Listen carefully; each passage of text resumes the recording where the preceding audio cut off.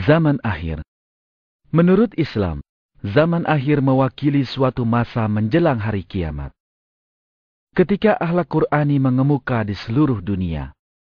Nabi Muhammad SAW telah menguraikannya dengan cukup terinci di dalam hadis-hadisnya. Sepeninggal Nabi, sejumlah ulama besar Islam menjelaskan lebih lanjut masalah ini.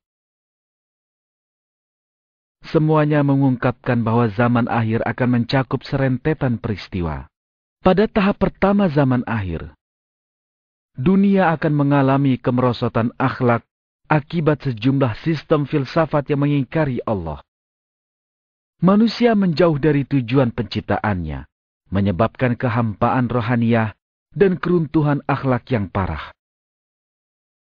Setelah diterpa bencana besar, perang dan penderitaan, manusia akan mencari jawaban atas satu pertanyaan saja.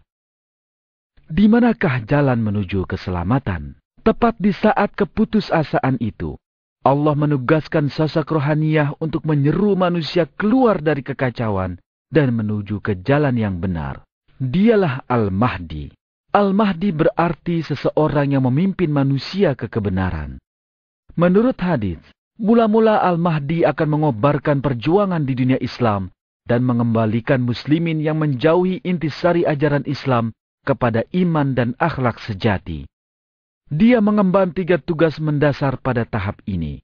Pertama, menyingkirkan sistem-sistem filsafat yang menolak Allah dan mendukung ateisme. Kedua, menghentikan praktek-praktek yang bukan bagian dari agama, namun disajikan seakan demikian, dan mengungkapkan serta melaksanakan ajaran Islam sejati menurut Al-Quran. Ketiga, membina perdamaian, kesejahteraan, dan keamanan, serta menyelesaikan masalah-masalah sosial, mulai dari bangsanya sendiri, dan terus maju memperkuat seluruh dunia Islam secara politik dan sosial. Tahap-tahap zaman akhir dilukiskan cukup rinci oleh Nabi Muhammad di dalam hadis-hadisnya 1400 tahun yang lalu. Dan di dalam karya-karya para ulama Islam. Juga, pada masa kita ini, tanda-tanda zaman akhir sungguh sedang muncul, satu persatu. Karena tanda-tanda yang akan kita saksikan ini, mungkin terjadi terpisah pada satu atau lain waktu. Semuanya tampak seperti peristiwa amat biasa di permukaan. Namun, munculnya begitu banyak tanda satu persatu di dalam jangka waktu yang amat pendek, tak bisa dianggap sebagai kebetulan. Sinambungnya semua peristiwa yang diuraikan ratusan tahun yang lalu ini, tepat sebagaimana digambarkan, mengabarkan kepastian datangnya Al-Mahdi.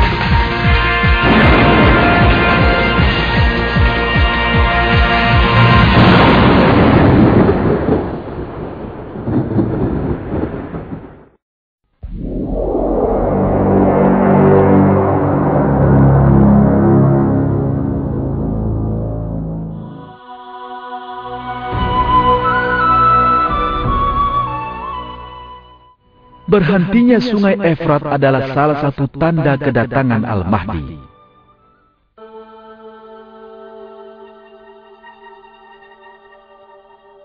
Sungai terbesar Turki, Sungai Efrat.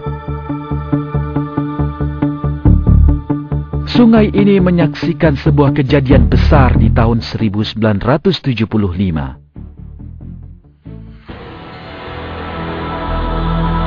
Bendungan raksasa kebahan setinggi 210 meter memotong alirannya, dengan kata lain menghentikannya. Tanda yang ditunjukkan hadis Nabi telah terjadi. Hadis lain tentang hal ini mengatakan, Rasulullah SAW bersabda,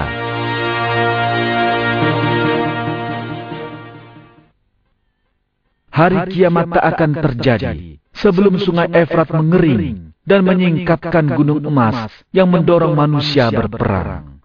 99 dari 100 orang akan tewas di dalam pertempuran, dan setiap dari mereka berkata, "Mungkin aku satu-satunya yang akan tetap hidup." Mari kita renungkan ungkapan-ungkapan tertentu di dalam hadis ini. Hari kiamat tak akan terjadi sebelum sungai Efrat mengering dan menyingkapkan gunung emas. Menurut pandangan bersama para penafsir hadis, pernyataan ini merujuk ke penghentian aliran sungai Efrat. Memang, di tahun 1975, pembangunan dam Keban benar-benar memotong dan menghentikan aliran sungai itu. Hari kiamat tak akan terjadi sebelum sungai Efrat mengering dan menyingkapkan gunung emas. Berkat pendirian dam mirip gunung setinggi 210 meter ini, tanah di sekitarnya menjadi senilai emas. Karena alasan-alasan seperti dihasilkannya listrik, meningkatnya kesuburan akibat terkumpulnya air, dan kian mudahnya sarana pengangkutan. Hasil proyek pembangunan raksasa ini, yang dikenal sebagai Proyek Anatolia Tenggara atau GAP, mengungkapkan dengan jelas kebenaran ini. Daerah itu pun lalu merengkuh peluang ekonomi baru, pendapatannya meningkat dan pengangguran berkurang.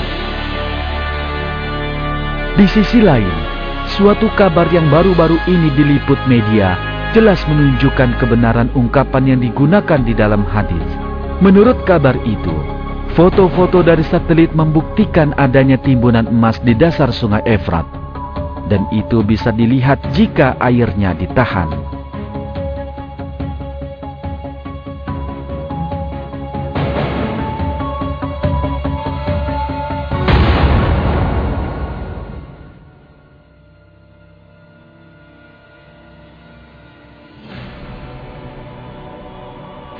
Yang mendorong manusia berperang. Ungkapan dalam hadis ini merujuk ke peperangan dengan banyak jiwa melayang. Para pemilik tanah di daerah itu menderita kerugian besar karena kekacauan yang berlangsung di dalam jangka waktu teror yang panjang di sana.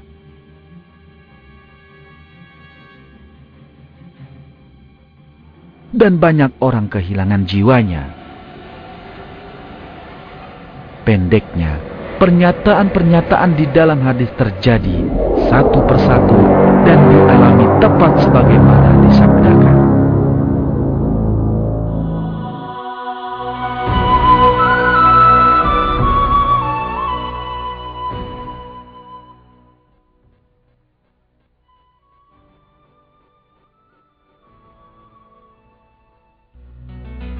Akan ada dua gerhana di bulan Ramadan sebelum Al-Mahdi muncul.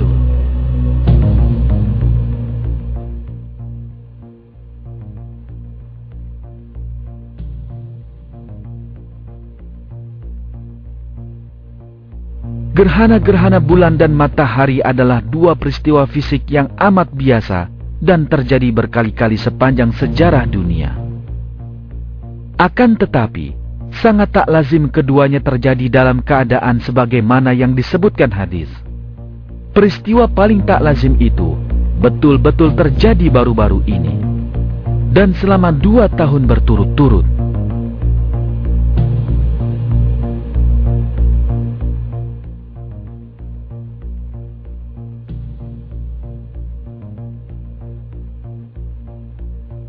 Di tahun 1401 Hijriah atau 1981 Masehi, terjadi gerhana bulan pada tanggal 15 Ramadan dan gerhana matahari pada tanggal 29-nya.